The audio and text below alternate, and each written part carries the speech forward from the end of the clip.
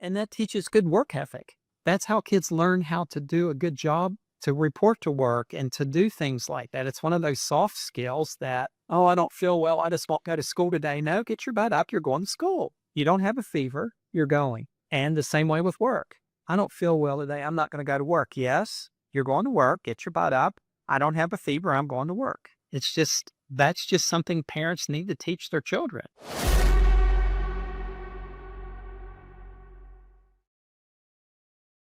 Welcome back to Your Finest Hour. Today I'm sitting down with someone who has already had a pretty incredible impact on my life, though he may not even know it yet. So now you know.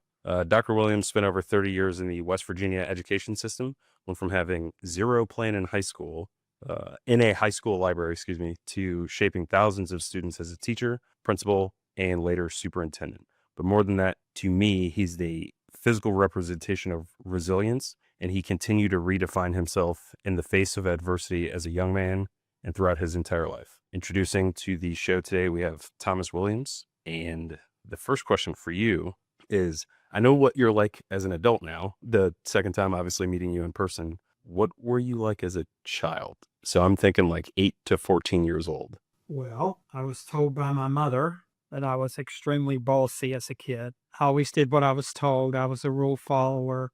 That's really pretty much it. I wasn't really social. I had a group of friends, but I didn't go out of my way to make new friends. Not athletic, so I didn't play sports or anything, but I had a group of friends. We hung out and did normal kid stuff, but I always followed the rules. Yeah. Normal kid stuff. What year were you born? 1959. 1959. So I was raised mostly in the 60s, early 70s, graduated from high school in 77. So most of my early years were through the 60s and, of course, the early 70s. And things were a lot different then than they are now. We were able to go out and play and do whatever we wanted, and we weren't tethered to a phone, or we didn't have apps that could follow us all over the place. And we did what we wanted and had fun as kids, played outside.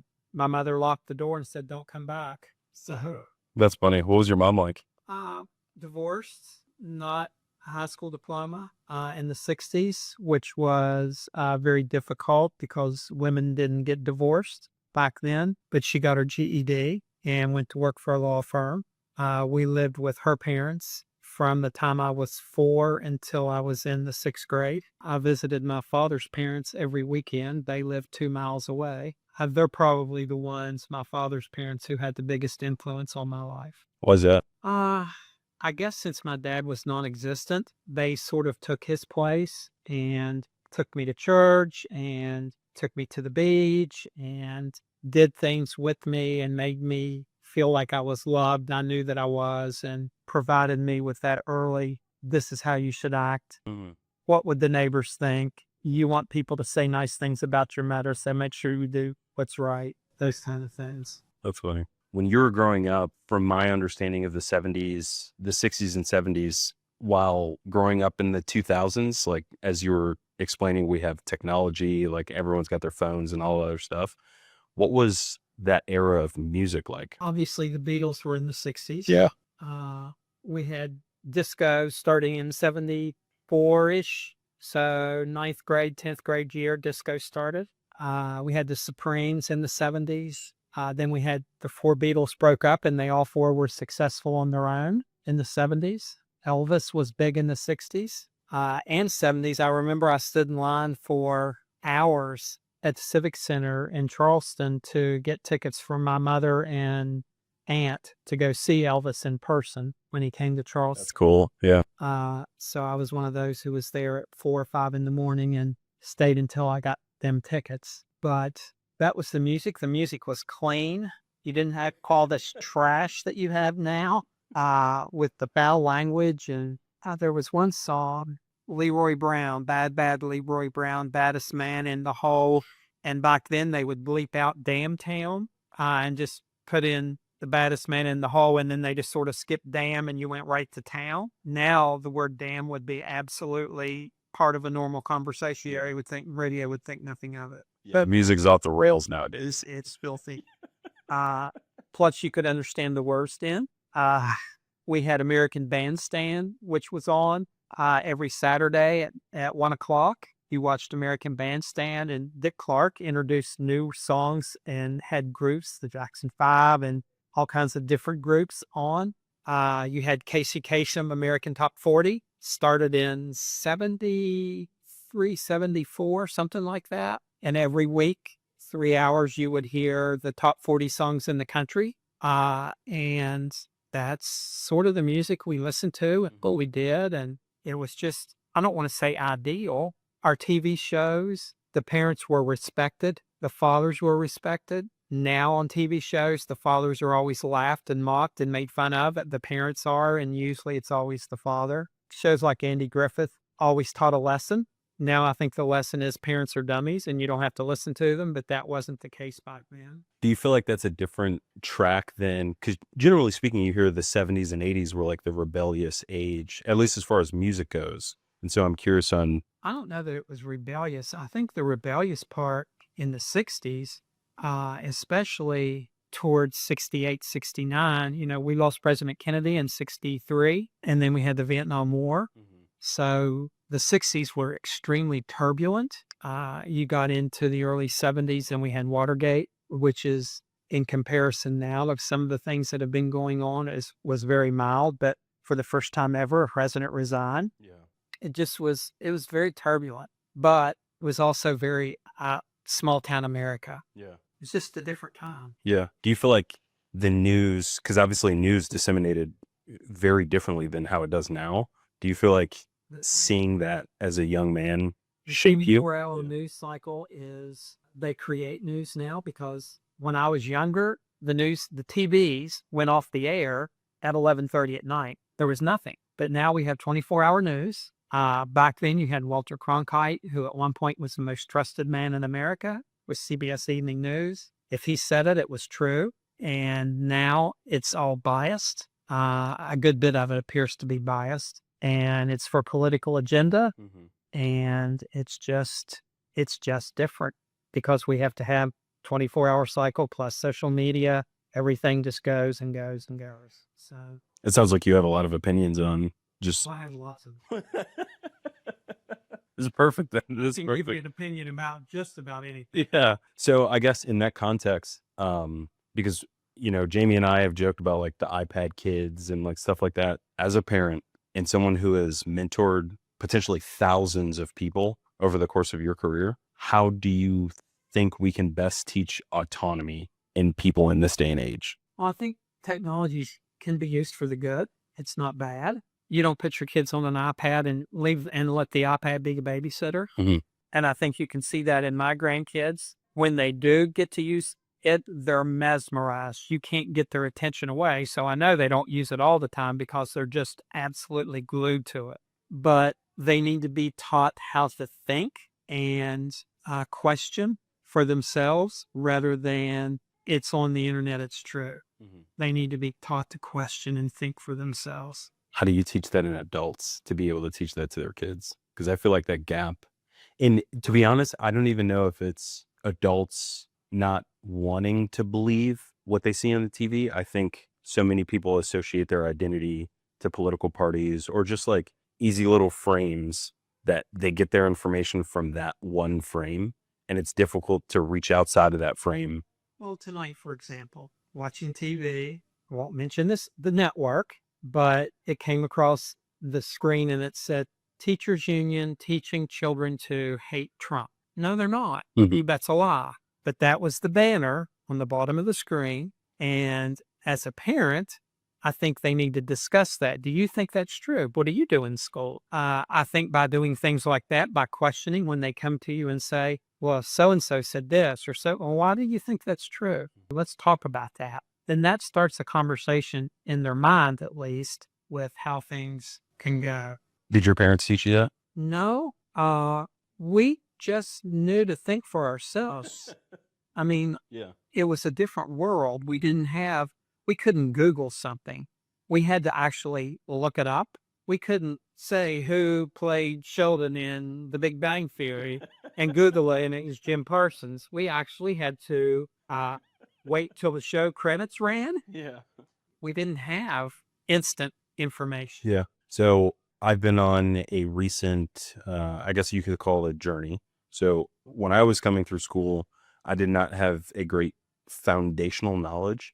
And so a lot of the information I received going through the school program inevitably had to be memorized. And in my opinion, just as an adult now, I guess my take on learning that way, memorization is not the most effective way to learn the thing. It is in the short term, but you don't truly understand it. Everyone has a different learnings. Absolutely. Absolutely. With that, do you feel as if the foundations to then be able to teach kids to be autonomous are there, not even just in the school systems, but to your point of being able to like go to an encyclopedia and look something up, like that is foundational knowledge to then go to your ancestors, I guess, to an extent, ask them questions on the way that they see the world. That is foundational knowledge, again, to an extent. I think it's starting. Teachers do that to some extent, not as much as they should. I know one of my kids, and I don't remember if it was Christopher or Jamie. It may have been, I don't remember which one. It may have been both of them. Had an American history class from a teacher at the high school, and they interviewed my grandmother, who was their great grandmother, who went through the Depression, who went through World War II, lost her mother to the epidemic of the flu epidemic of 1917. Born in the South, so everything was segregated. And she went from being born in the South to segregated to voting for Barack Obama for president. So her life went from one extreme to the other. And so I think it's important to have grandparents involved with their grandkids, their ancestors, so to speak, so that they can learn different things like that, that I don't know that people today could do that. If we had to say you couldn't have electric for 12 of the 24 hours in your house because we needed it for national whatever, I think they would riot. Don't think they would be willing to sacrifice. Do you think the riot would be justified? No. No. It depends on the situation. If we were attacked like we were, for World War II with Pearl Harbor, and I think yes, because you can look at what happened at 9/11.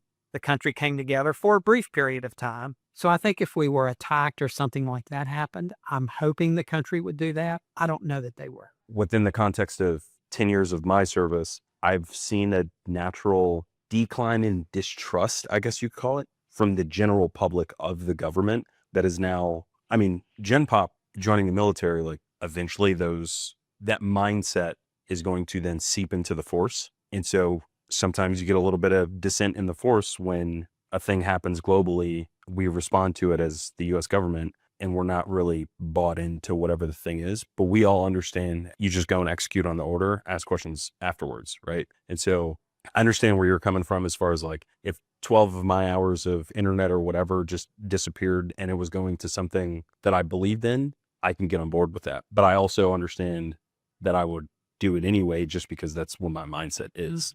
Do you feel like there should be a larger population, I guess, with that mindset? I think everyone in the country should think like that. I mean, that's how we've survived for 249 years, is doing what's best for the country, not what's best for you or for me, but what's best for the country. I don't know that our politicians now are all on board with that. Hopefully the majority of them are, but things now are so polarized. You might disagree in public, but then you have to do what's best for the country. Now, I don't know that they do that. I think if one side says one thing, the other side is automatically against it, no matter what it is. Did you have debate club when you were in school? It just depended on the school. Like when I was principal at St. Albans, I don't think we had it at St. Albans, but some of the other schools may have had it. At one point when I taught at St. Albans, we had it. When I was principal there, it was gone and we didn't have it any longer. Do you feel like that attributed really at all to the decline nationally in the ability to argue someone else's opinion to a logical conclusion? I don't know that there ever were a bunch of kids in debate. I think it was our future politicians that were in debate. And so that's possible. That could be true. What do you think, Jamie? Did you have debate club when you were like high school and stuff? No? Okay. We had civics, and we did remember the law case that we had to do in civics class? We went to the courthouse, and we had like a defendant and a plaintiff, and we were split up. We went up against another school, didn't we? Yes. And We actually, you our case in court. in front of an actual judge. They got to argue the case, and then the judge made the decision. Really? Who argued the best? Of course she did. Why does stuff like that go away in schools? I think they still do it to some extent. The Supreme Court of West Virginia came to Herbert Hoover High School, and they had oral arguments in the auditorium, real oral arguments in the auditorium, and the kids were in there to hear it. Yeah. So we still do some of that. Okay. That is really interesting. I mean, I was a terrible student in high school. So that may have also gone on in my high school. I was just asleep for it, I guess. But I would like to think, and the people listening to this are going to laugh, especially a friend of mine, Tweeter, who she has met. I would like to think the weapon school is just a weaponized debate club, because all we do is just research very similar techniques or tactics or whatever to fly an aircraft or to shoot a munition or whatever. And then we draw it up on a whiteboard, and for the next 12 hours, we debate what is the most effective method, when all of them are going to work well, but we will get into the nitty gritty of why this one works better than the other one. And it's a good thing. It was very eye-opening after my first year there. And I was like, I love this, and it was something that it was a scratch that I felt like I had never been able to itch, like growing up from, 8 to, yeah. What did I say? A scratch you've never been able to itch. Yeah, there we go. Yeah. Talk about reading. That's funny. I'll say this. Over the last 30 years, do you feel as if teachers have kind of become second parents to children in the school system? Absolutely. In loco parentis, we stand in place of parents from the time they leave their home in the morning until they return home in the evening. But now schools are expected to do so much more. We clothe them, we feed them, we provide anything and everything they need. We have dental, we have optical, we have medical clinics. Really? We provide just about any service. And so, yes, the schools are expected to do everything. Mm-hmm. At what cost, though? Because that has to have a toll on education. Yeah. Because you have a classroom and you've got 20 kids in your classroom, and 5 of them may come from all-American family. Mom and dad are still married. They're able to provide for kids. And then you have 15 who mom and dad may be living with someone, may not be living with someone, may be employed, may not be employed. So it depends on the situation. Yeah. But we have a little bit of everything going on. That's interesting. In the next 30 years, what do you think schools and school systems will look like? I think obviously they're still going to have to focus on the basics, reading and arithmetic, math. Kids need to know how to read and do math. If they don't know those 2 things, they're not going to be successful. We are preparing children now for jobs that don't even exist. And every generation of teacher, I think, has done that, has prepared kids for jobs that don't exist. But if they can work well with others, which you should learn in kindergarten, in the sandbox, how to play well with others. And if you can do math, which one of the side effects of knowing math is to be able to think logically and be able to think abstractly. And if you can read and synthesize what you're reading, then that's what schools need to do in order for all kids to be successful. So reading and arithmetic. I suck at arithmetic. I'm not the best either, but that's funny. We can break, and then we'll come back at 45. Does that work for you? 36. Yeah, we pause this.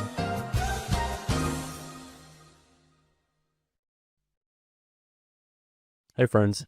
If you're finding value in these conversations, it would mean a great deal to me if you would share the episodes with your friends. Word of mouth is how this show grows.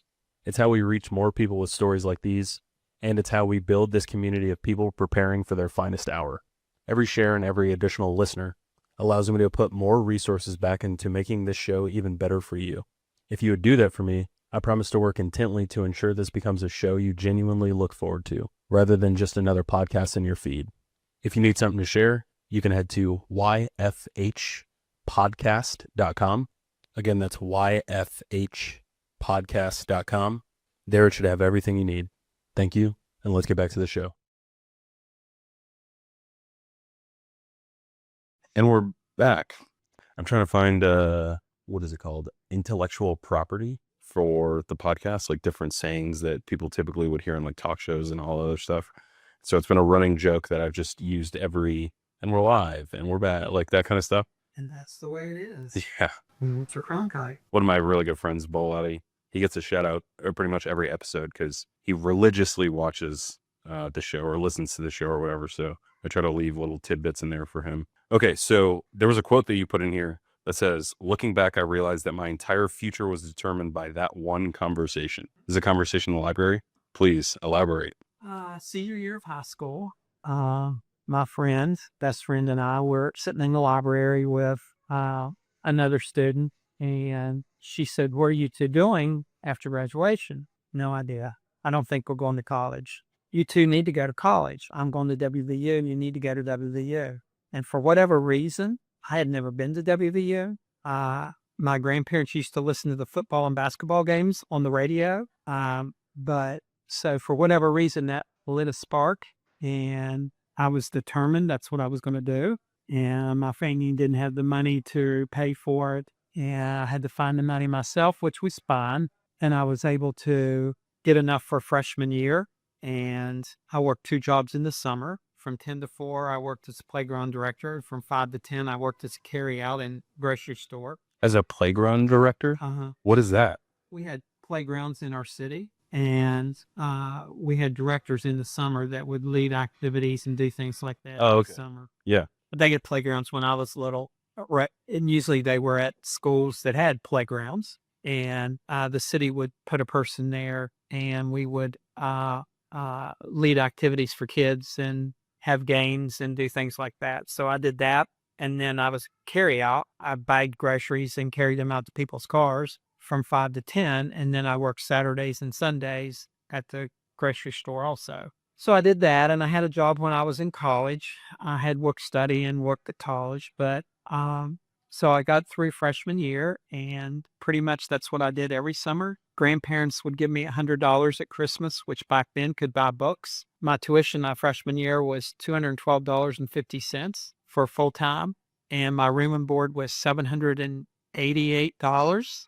And I didn't know where I was going to find that money to be able to go, but I did. I joined a fraternity, which was probably one of the smartest things I did when I was in school, because it put me with a group of like-minded people that wanted to be successful, wanted to graduate from college, knew how to go to college and what to do. I had no one to help me schedule. I didn't know anything about scheduling for college. And I thought, well, an 8 o'clock class wouldn't be bad because I'm up now. Well, it's a little different in college. You don't want 8 o'clock class. I soon learned that. But first semester freshman year, I had no idea. And so then the fraternity helped. I lived in the fraternity house for 3 years, sophomore, junior, and senior year. And then several of us, I went straight through and got a master's, my first master's. So we lived in a house off campus for my master's work, and graduated in 4 years with undergrad, and then spent 1.5 years getting a master's. So I was in college 5.5 years, but I came out with a master's. So what exactly does a fraternity, because again, straight to the service, technically. Fraternity is like the service, actually. Okay. It's just a group of guys that live together, have common thinking, live together, work together, play together, or drink together, do all things as a group. And it gives you a foundation in college. I always had classes with someone in my fraternity, so it gives you study partners.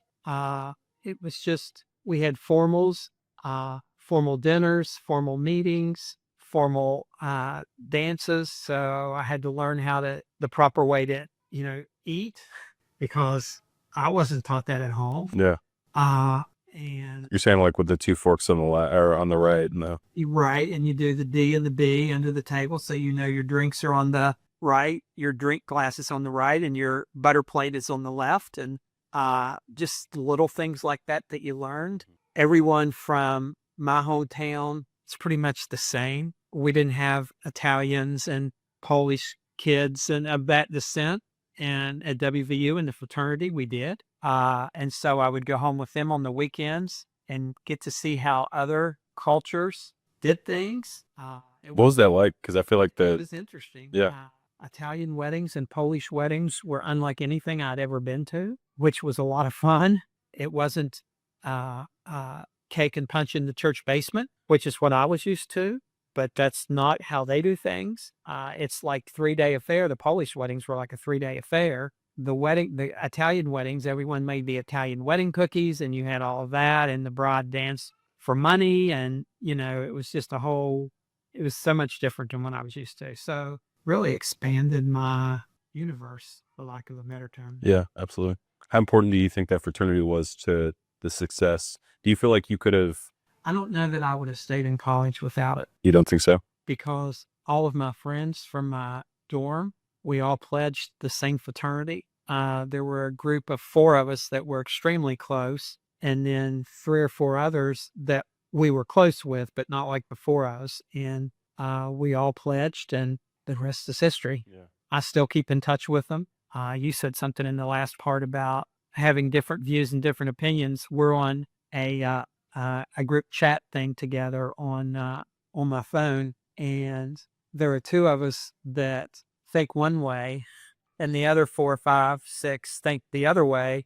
And so it's fun to keep going back and forth with them and sending them things that we feel are right, and then they blast us and we blast them back. But when it all comes down to it, we're still friends at the end because we're able to discuss it and laugh about it. And no, you're an idiot. I can't believe you're educated. Why do you think like that? And they say the same thing to me, and then we're able to laugh and go on, which is what they can't do in Washington. Mm-hmm.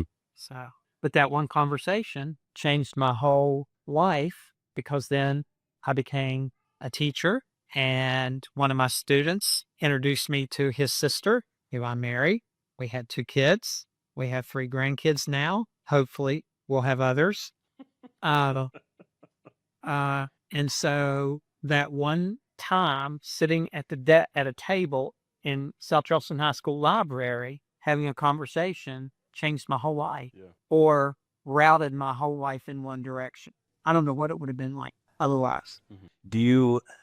So there's this quote, and I think so. I know for a fact I told Jamie about this. She may have told you about a close mentor, friend, just great guy who passed last year. His call sign was Macho, or is Macho. He used to reference the quote constantly of, luck is a real thing, and it's opportunity meeting preparation. And that has always changed my perception on defining moments, I guess you call them. And so I know in the initial email that I sent out to you, I was like, giving some background on defining moments of yours, this, that, and the other. And at the beach earlier, you and I talked about how small events can change your trajectory in the way that you just described. How do you feel about the concept of the opportunity plus the preparation side of things? Because I feel like someone could, outside looking in, look at your career. And again, we'll discuss your career throughout the episode, but someone could look through the lens of your career and say, oh, he got lucky here or he got lucky there, when obviously that is not the case. Some people call it luck. I say blessed. Yeah. I was blessed to have grandparents who were able to give me $100 every year at Christmas so I could buy books. Mm-hmm. I was blessed to have grandparents who helped me know the difference between right and wrong. I guess I was blessed to have a father who was not involved and who was violent and an alcoholic, so that I would know that I didn't want to be like that. Yeah. I don't know that it's luck as much as, and again, I say blessed. So I think God has a hand in everything, and opportunities are put out there, and we can either take advantage of them or not. And fortunately, I did take advantage of the opportunities I was given. So yeah, that's interesting. I also say, like, I'm constantly, I text her all the time, and I'm like, it's a blessing that we're arguing about X and Y thing when there's far greater like evil in the world, like kind of thing, right? But to the opportunity point, I feel like there's a certain level of, I'm sure there's several opportunities that have passed you in your life that you just simply did not know were opportunities, and therefore you weren't prepared to seize that moment, if that makes sense. And that may be like an anecdotal thing where I feel like that has happened consistently in my life, where something has come across me and I'm like, I can visibly see this opportunity and I am prepared to take charge of whatever that thing is, and it allows me to go execute against that, if that makes sense. And a perfect example I guess I'll use is, I've told her this several times. In high school, I got a 16 on my ACT. I just was not a good student. Yeah. So that's it more that I'm learning about you that I think is really cool. At the time, there were so many years where I could have read this or done X, Y, and Z and just set myself up for a better opportunity by preparing myself to go do that. But instead, my career obviously took a different path. And I feel like my military service has been a blessing, to your point, because of the work that you put in, either in yourself or the environment or the people you keep around. Absolutely. I have yet to figure out, and to a greater extent, people have to want to change, if that makes sense. Well, I know you know that, but people have to want to change to be able and ready to receive that kind of feedback. But I've been trying to find ways to teach that to others, and I'm just like at a loss. I think you teach by example. Yeah. And people, you say you don't know that you've taught it. You probably have. You just don't know. So by example, people watch what you do and what you've done, and they may not even realize that they're imitating what you have done in order to make themselves. It's a really good point. Yeah. Because I'm thinking of Macho now, and I'm sure not no one, but very rarely someone has like gone up to Macho and been like, I'm imitating you. But when I was going through weapon school, he was one of my instructors, and I was like, not only is he the coolest, smartest, like this, that, and the other, I was like, I want to read everything he's ever read. I want to do half the things he's done. So that's actually a phenomenal example. I appreciate that. Yeah. Kim. So you just referenced this. You said, one of my students introduced me to his older sister, and the rest is history. So you met Kim through a former student. Through her brother Chris, Mhm. younger brother. She has two younger brothers, but this is the youngest of the younger brothers. And he said, I have a sister you need to meet. And he was going to a national convention, and I was taking him to the airport. And so I went and picked him up, and Kim walked through on her way to do laundry at her house and went like this. That was her hello. And then when he got back, he told me that she wanted to go out with me. And he told her that I wanted to go out with her. Well, back then, the guy usually was the one who asked the girl out. And so it's her 21st birthday. And I called an interrupted birthday dinner and said, would you like to go out tomorrow night? And so we went to a movie. We went to dinner and to a movie. And then the next day, we played tennis. She beat me, which is no surprise because she's athletic. I'm not. And then later that week, she was a student. She was in her senior year at Marshall. And Go hard. no, go Mountaineers. But she asked me to come down for dinner, and she fixed broccoli and shells and chicken parmesan. And then it just one thing led to another, and we kept seeing each other. And she came home on the weekends, and that was July 11th of 87. By December of 87, we were trying to figure out we already knew really that we were going to get married, and we were planning a wedding, and we were married the following July 30th. So we dated just a little bit over a year, but within 3 or 4 months, we knew we were going to be married. Yeah. How'd you propose? Well, the wedding was planned, and That's interesting. I didn't know that. everything was pretty much laid out. So you guys planned the wedding before you proposed? Right.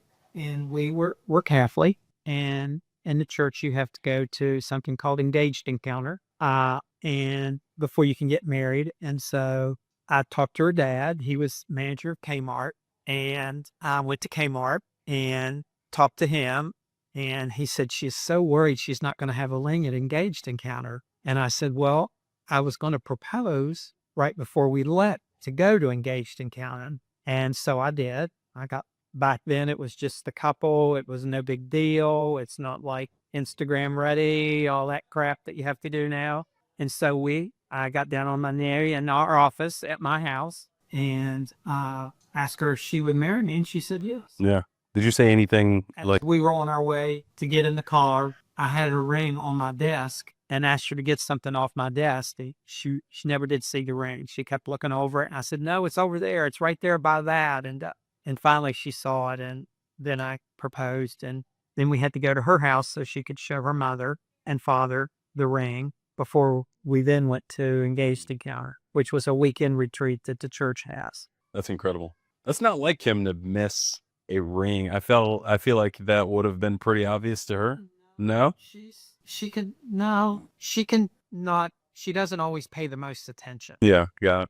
her mind sometimes is one place and not paying attention to what's going on right in front of her sometimes. Yeah. That's just her personality. So, I know a daughter that is very much like that. yeah. So that's funny. Okay, so you two got married, and then you went on to pursue Then further education? I became a teacher. I was a special education teacher. When I was a teacher, we said educable mentally retarded. We no longer say the word retarded. Uh, so I taught for 7 years. And during that 7 years, I thought, I can't do this the rest of my life because it's very difficult. Yeah. So I thought, I'd like to be a school counselor. Mhm. So I got my master's in school counseling and interviewed for a job at a rival high school and got it, and was a school counselor for 3 years, high school counselor. And my principal at that school said, you need to become an administrator. And I thought, oh God. So I went back and got my third master's in educational leadership. And by the time I finished, there was an opening at that school, and I became what they called a curriculum assistant principal. Then politics and central office are pretty bad in most places, especially at that time in our county. And so I went uptown as an assistant superintendent. I went from being a vice principal to an assistant superintendent for 2 years. And then the principal's job opened up at St. Albans High School, where I started teaching and where my kids would go. And in addition, a bond passed, and they were going to do a $21 million renovation. And I wanted to be the one to do the renovation.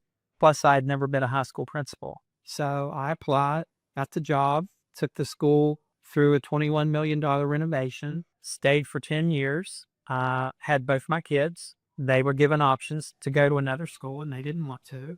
They wanted to go to St. Albans, so... I mean, their dad's the principal, right? But that's why the option was you can go to South Charleston. Neither one of them wanted to. So when Jamie graduated, an opening came open again uptown as an assistant superintendent, and I went back uptown. In the meantime, I'm working on my doctorate and What was your doctorate in? educational leadership and counseling.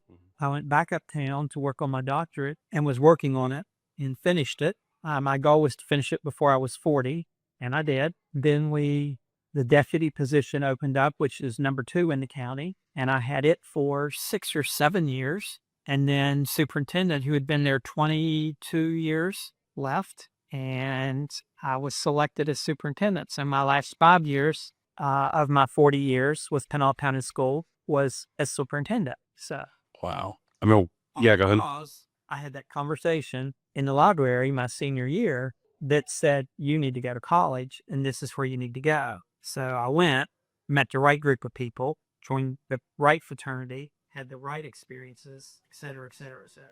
But there's got to be a difference between I'm going to go join a fraternity, get my degree, and then you could have done anything else, but you decided to pursue a lifetime of education. Well, that's what my undergrad degree was in education and secondary ed, special ed. And then I decided maybe I didn't want to do that, so I got a master's in industrial safety. Lived in Chicago 6 months, couldn't find a job there. I had an aunt and uncle there, couldn't find a job there, and came back and began teaching. What was it like having your kids as your, they're not even your students, like they're... I didn't think it was bad. I enjoyed it. I think they did for the most part. Both my kids are good, and they did for the most part what they were supposed to do. And really, there was just no issue. And I did tell the teachers, if you have an issue with my child, you call my wife, not me. If you wouldn't call the parent of another kid for the same thing, then don't do it because they're mine. And really, I don't know that either one of them ever got in trouble, had any issue whatsoever. I don't remember if they did. I mean, they were just typical normal students in my mind. Now, they may say something differently, but in my mind, they had no issues. And they both were good. My daughter was 6th in the class. My son was in the top part of his class. I think he was 17, 18, something like that. So they worked hard. They had all the math and science that we could offer. And then my son took college classes so he could get his college math out of the way because he was not a strong student in math. My daughter excelled in math, and so there was no worry with her. I think it went well, Mm-hmm. my perspective. What was it like having your father? I loved it. Yeah. Great curves. They used to build the master schedule around our schedules, right? So like I could pick what order I wanted my classes in for the day, and then the rest of the classes would fill in. And he would write me a note to go get Diet Coke out of the teacher's lounge because they took set pop machines out of schools. It's a perk. We always had the best parking spots in the student parking lot. What were the cons? Not necessarily with him, but with other students, the community. The only reason you got an A is because your dad is principal. You know, Oh, okay. actually that's smart. I only got A's because he was the principal. Yeah, which was nothing could be further from the truth, because I never discussed their grades with their teachers at all. But it's a blessing. Yes, it is. They were good students, but they knew from early on that their mother and I valued education. They weren't allowed to miss because they didn't feel good. They had to have a fever. Another downfall, I would text him and say I'm not feeling well. He would say there's Advil in my desk drawer, K2, and get back to class. I mean, and that teaches good work ethic. That's how kids learn how to do a good job, to report to work and to do things like that. It's one of those soft skills that, oh, I don't feel well, I just won't go to school today. No, get your butt up. You're going to school. You don't have a fever. You're going. And the same way with work. I don't feel well today. I'm not going to go to work. Yes, you're going to work. Get your butt up. I don't have a fever. I'm going to work. That's just something parents need to teach their children. Ooh. So How would you do it? just like what I said, that's what you do. You set the example. You go to work when you don't feel well. You don't let them stay home unless they have a fever. You set the example, and then you set the expectation, and they're to meet that expectation. And they did. Nowadays, so I hate to say the word generation. Your generation, I guess, to an extent, majority, in my opinion, like my dad being from a very similar generation, is like, you do what you got to do to succeed. And I think there's not one thing, there's many things that you guys have had to face in your formative years and beyond that gave you that kind of work ethic that we clearly as a society just do not see now. And I would say that part of the social problems you guys may not have faced like in your generation because of the wars and just all that kind of stuff. Nowadays, you see a lot of like depression, anxiety. That's because parents don't want their children to fail. They do anything and everything so that their child doesn't fail. And if they do fail, it's someone else's fault. And if they're 0 and 10 on their soccer team, they still get a trophy. They don't have to earn anything. No, that's not right. You teach your child, if you're 0 and 10, we don't get a trophy. Maybe next year we'll be better. We'll get one. I'm not your friend. I'm your parent. You can be friendly with your children, and as they get older, but you're not their friend. You have to be your parent. The respect still stands. So parents want to be your child's friend. Okay, you can go to the party, or everyone else is going to be there. Yes, you've got to go, or you have to have the $1,000 dress because all the other girls are going to have it. No, that's not how you should be a parent. A parent, if you do it right, is the hardest job you'll ever have. And there's no book. You make mistakes, but hopefully you learn from the mistakes and you do better the next time, and you go on from there. I think it's good advice. It's hard to, obviously you've done the things. I've also never been a parent, so I don't even want to like act like I'm speaking to a parent audience because all of my friends have kids. I don't. And so there's been a few parents that have spoken on that subject that I know nothing about, so I can't even continue that on. Again, that part will get cut out, but just for your context, getting ready to close out the episode. And again, thank you for just agreeing to come on. One of the recommendations you put in here is something that I've heard very consistently since I've started this podcast and started doing research into other podcasts. And what you said was, once a course of action is determined, keep moving forward. Sometimes you may move sideways or even move back a step, but keep your eye on the prize. What's an example of what that looked like in your life? Well, I was a student in high school that the counselors never encouraged to go to college because I wasn't supposed to. I came from a family that didn't have money. And if we we did have free and reduced lunch then, but my grandfather would not allow us to take it because we didn't do welfare. And so I took my lunch every day. And so I think those are the things that I've overcome. I wasn't expected to do what I did, but I did it anyway. I think that's the expectation I had of myself, that I want something better. I don't always want to have to worry about money. I want to be able to provide more for my kids so that they can do some of the things that I couldn't do. And so in order to do that, you have to get an education. Yeah. And then, okay, I want to do a little bit more. So you become a counselor, which makes a little bit more money, then a vice principal, and then a principal, and then an assistant superintendent, then a principal. And you just keep going up and up and up until you get to where I couldn't go any further. Mm-hmm. And plus, I'd been there 40 years. I'm tired. I'll be retired. So 40 years is enough. And I did what I wanted to do, and I achieved success in my mind. And now it's time to go to the next thing. Absolutely. And to me, that's spending time with grandkids and travel and seeing my kids be good parents. My son's a phenomenal father, in my opinion, and I know my daughter will be a phenomenal mother. She's so much like her own mother. There's no choice but for her to be a good mother. Absolutely. And so I'm excited to see those things. That's incredible. 3 last questions for you, Doc. One, this is more of a 2-part question, I guess you call it. So part 1 of the question is, as someone who has been raised, in the context of this question, as someone who's been raised in kind of a not all American home, non-traditional, yeah, to the example that you gave earlier, what from that relationship with your parents have you learned that allowed you to be such an influence on your kids that you can give me advice as someone who would like to be a future father to be able to give to his kids? Well, first of all, am blessed with incredible life who came from a traditional family, who has put up with a lot and has helped me see how things should be, for lack of a better term. Yeah. I always went to church. She didn't, so I sort of helped her with that. But You feel like she filled a lot of gaps. she filled a lot of gaps. And I think life helps, and you know what you want for your kids. I didn't want my kids raised in the environment that I was raised in. And I don't know if that's how you feel or not, but you know what you have to do to raise your kids in an environment that you want them raised in.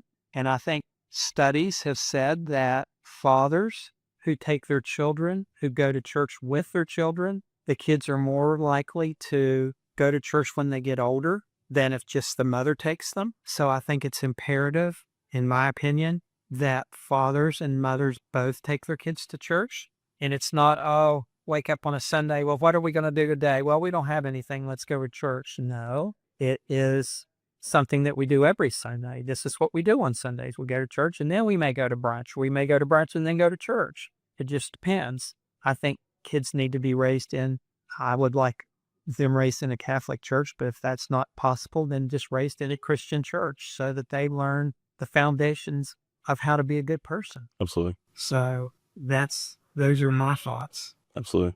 Like you and I have talked on the phone previously, that is the life that I would like for your daughter, the grandkids that you talked about. Like I would love to be able to give back not only just to her, but to you as well. I opened up the episode just talking about like the impact that I felt like you've already left on my life, and the magnitude and multitude of things that I have been able to learn from you just as a man, a father, and so on and so forth. So I would like to be able to give back to you by...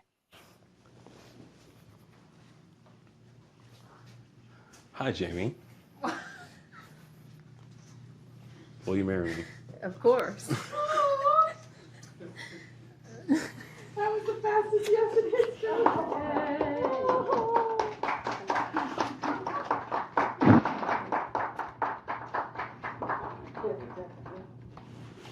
All right, thank you.